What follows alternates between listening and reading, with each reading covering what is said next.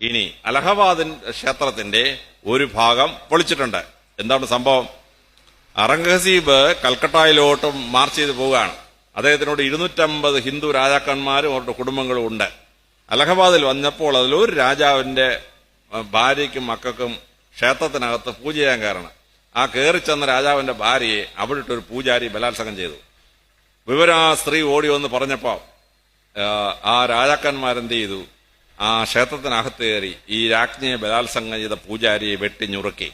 അവര് തിരിച്ച് ഔറംഗസീബിന്റെ അടുത്ത് വന്നപ്പോൾ ഔറംഗസീബ് ചോദിച്ചു, ഈ ബലാത്സംഗം നടക്കുന്ന ഒരു സ്ഥലം ക്ഷേത്രമായി തുടരാൻ പറ്റുമോ എന്ന് ചോദിച്ചു. അങ്ങനെ അലഹബാദിലെ ക്ഷേത്രത്തിന്റെ 16ൽ ഒരു ഭാഗം, ഈ ബലാത്സംഗം നടന്ന ആ ഒരു ഭാഗം മാത്രം പൊളിച്ചു. ഇതാണ് സംഭവം. ഇതാണ് നിങ്ങളെ പലപ്പോഴും ഔറംഗസീബ് അലഹബാദ് ക്ഷേത്രം പൊളിച്ചു എന്നൊക്കെ പറഞ്ഞ് പ്രസംഗിക്കുന്നവർ പ്രസംഗിച്ചോട്ടെ. രാഷ്ട്രീയമാണ്, വോട്ട് ബാങ്ക്സ് ഉണ്ടാക്കാൻ വേണ്ടി അവർ പ്രസംഗിക്കട്ടെ. സത്യം മനസ്സിലാക്കണമെന്ന് മാത്രമേ ഞാൻ ഈ പറയുന്നുള്ളൂ. തെക്കേ ഇന്ത്യയിൽ വന്നപ്പോഴേക്കും ടിപ്പു സുൽത്താനെതിരെയാണ് പ്രയോഗം. ടിപ്പു സുൽത്താന്റെ പ്രധാനമന്ത്രി ആരാണ്? പൂർണ്ണയ്യ, ബ്രാഹ്മണനാണ്. ടിപ്പു സുൽത്താന്റെ ഭാര്യമാരിൽ പ്രധാനപ്പെട്ട ഭാര്യ ആരാണ്? ടിപ്പു സുൽത്താന്റെ പ്രധാനപ്പെട്ട ഭാര്യ വടകരക്കാരിയായ ഉണ്ണിച്ചാറ എന്ന് പറഞ്ഞൊരു നായർ സ്ത്രീയാണ്, നായർ സ്ത്രീ. ഇനി ഈ രാജാക്കന്മാർ അവരുടെ കൊട്ടാരത്തിനകത്ത് നിങ്ങൾ ഫത്തേപൂർ സിക്രി പോയി കാണണം. അക്ബർ താമസിക്കുന്ന കെട്ടിടത്തോട് ചേർന്ന് ഒരു ക്ഷേത്രം ഉണ്ടാക്കി. എന്തിനാണെന്നറിയാമോ? ജോധാബായിക്ക് പോയി പ്രാർത്ഥിക്കാൻ.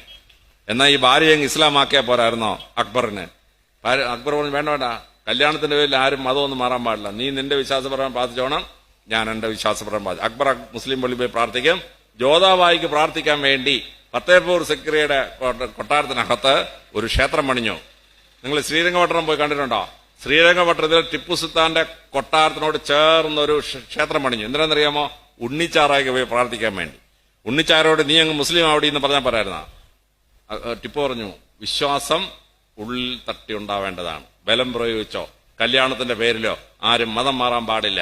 ഉണ്ണിച്ചാറായ ഹിന്ദുവായി തന്നെ പ്രാർത്ഥിക്കാൻ വേണ്ടി സ്വന്തം കൊട്ടാരത്തോട് ക്ഷേത്രം. ഞാൻ ഇതൊക്കെ പോയി കണ്ടിട്ടുള്ള ആളാണ്. അതുകൊണ്ട് ഫത്തേപൂർ സിക്രി ഈ ശ്രീരംഗപട്ടണം ഞാൻ പോയി കണ്ടിട്ടുള്ളതാണ്. അവിടെ ഒരു ക്ഷേത്രം പണിഞ്ഞു കൊടുത്തു.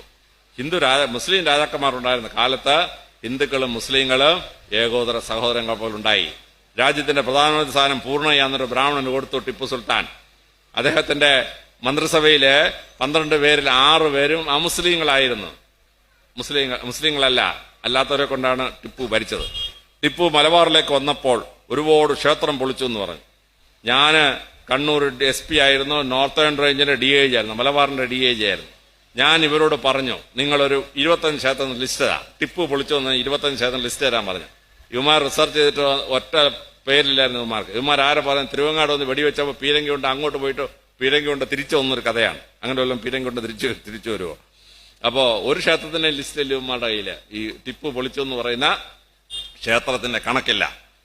ഇനി ടിപ്പു കോഴിക്കോട് വന്നപ്പോ കേരളത്തിലെ താഴ്ന്ന ജാതിക്കാർക്ക് വിദ്യാഭ്യാസം കൊടുക്കാൻ വേണ്ടി ഒമാനിൽ നിന്ന് ഇവിടെ വന്ന് താമസിച്ച സെയിന്റുകൾ 4-5 പേരുണ്ടായിരുന്നു. അവരെ കാണാൻ ടിപ്പു എന്ത് ചെയ്തു? ടിപ്പു ഒരു പട്ടാളക്കാരനെ രാജാവിന്റെ വേഷമൊക്കെ ധരിച്ച് അങ്ങോട്ട് വിട്ടു. സന്യാസി ഈ ഒമാനിൽ നിന്ന് വന്ന മുസ്ലിം പുരോഹിതന്മാർ 2 പേരും ഇറങ്ങി വന്നില്ല. അത് കഴിഞ്ഞപ്പോൾ ടിപ്പു എന്ത് ചെയ്തു? ഒരു പട്ടാളക്കാരന്റെ വേഷത്തിൽ ടിപ്പു നേരെ അങ്ങോട്ട് ചെന്നപ്പോ ഈ പുരോഹിതന്മാർ 2 പേരും ഇറങ്ങി വന്നു. പാളയത്തെ കോഴിക്കോട്ടെ പട്ടാളപ്പള്ളി എന്നൊക്കെ പറയുന്നത് ഈ ഒമാനിൽ നിന്ന് വന്നവർ അവരുടെ പൈസ കൊണ്ട് പണിഞ്ഞുണ്ടാക്കിയതാണ്. ടിപ്പു പറഞ്ഞു, കുറച്ചു നേരം 2-3 മണിക്കൂർ സംസാരിച്ചിട്ട് ടിപ്പു പറഞ്ഞു, അങ്ങേക്ക് എന്ത് വേണമെന്ന് വെച്ചാൽ. അതേ പറഞ്ഞു, എനിക്കൊന്നും വേണ്ട, പക്ഷെ ഈ ദേശത്തെ ജനങ്ങൾ വെള്ളമില്ലാതെ കഷ്ടപ്പെടുകയാണ്, അതുകൊണ്ട് അവർക്ക് വേണ്ടി ജലസേചനവും വെള്ളവും കൊടുക്കാൻ ഒരു കുളം കുഴിച്ചിടണമെന്ന് പറഞ്ഞു. അങ്ങനെ ടിപ്പു 3000 സ്വർണ്ണ നാണയം മുടക്കി ആ ഒമാനിലെ സൈന്യത്തിന് പണിഞ്ഞു കൊടുത്താണ് മാനഞ്ചിറ മൈതാനം. ഇപ്പോൾ അത് മാനവിക്രമം എന്ന് പറഞ്ഞ ഏതൊരു സാമൂതിരി പണിച്ചാന്ന് അവരുടെ ബുള്ളറ്റിന് എഴുതി വെച്ച് ഞാൻ വായിച്ച് തിരിച്ചുപോയി. അപ്പൊ ഇങ്ങനെ ഈ മുസ്ലിങ്ങളും ഹിന്ദുക്കളും സഹോദരങ്ങളെ പോലെ താമസിച്ചു ഇവിടെ 10-700 വർഷം. ഈ പ്രസംഗത്തിൽ പറയുന്ന കൂട്ടക്കൊലകളോ കല്യാണം കഴിച്ച് മതം മാറ്റുകയോ ഒന്നും ഈ ചരിത്രത്തിന്റെ ഭാഗമല്ല. ഔറംഗസീബ് മരിക്കുമ്പോൾ ഇന്ത്യയിലെ മുസ്ലിങ്ങളുടെ ജനസംഖ്യയുടെ അനുപാതം 1.5%. സംശയമുണ്ടെങ്കിൽ നിങ്ങൾ റെക്കോർഡ് തപ്പിക്കോ. ഔറംഗസീബ് 1707 മരിക്കുമ്പോൾ ഇന്ത്യയിലെ മുസ്ലിങ്ങൾക്ക് ജനസംഖ്യയുടെ 1.5% ഉണ്ടായിരുന്നുള്ളൂ. ബലം പ്രയോഗിച്ച് മതം വളർത്തിയിരുന്നുവെങ്കിൽ മുസ്ലിങ്ങൾ അന്ന് 15-20% ആയിരുന്നു. പിന്നെ ഔറംഗസീബ് മരിച്ചു കഴിഞ്ഞ് പിന്നീടുള്ള പ്രശ്നങ്ങളുടെ കാലത്ത് ഒരു 280 കൊല്ലം കൊണ്ടാണ് മുസ്ലിങ്ങൾ 14.5% എത്തിയത്. 14%. അത് സ്വാതന്ത്ര്യം കിട്ടിക്കഴിഞ്ഞ് 14.5%, 16% ഇത്രയായിട്ടുള്ളൂ. അല്ലാതെ മുസ്ലിങ്ങൾ പെറ്റുപെരുകി ഇവിടെ എല്ലാം